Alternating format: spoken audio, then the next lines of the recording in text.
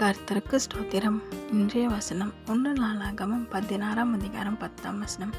கர்த்தரை தேடுகிறவர்களின் இருதயம் மகிழ்வதாக.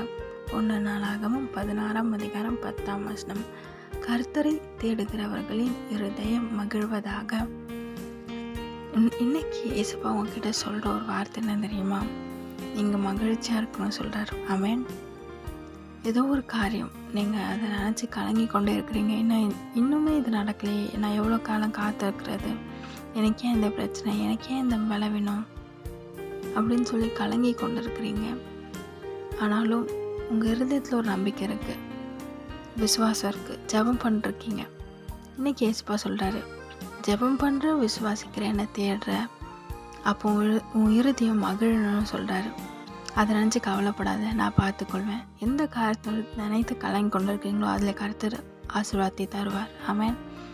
அன்னாள் கர்த்தரோட சமூகத்தில் அழுதாங்க, ஒரு குழந்தை இல்லைன்னு சொல்லி அழுதுட்டு அன்னாள் அதை குறித்து பயந்துட்டு அழுதுட்டு கவலைப்பட்டுட்டு இல்லை, கர்த்தரோட சமூகத்தில் சொல்லிட்டு அவங்க துக்க முகமாக இல்லைன்னு வேதவசனம் சொல்லுது.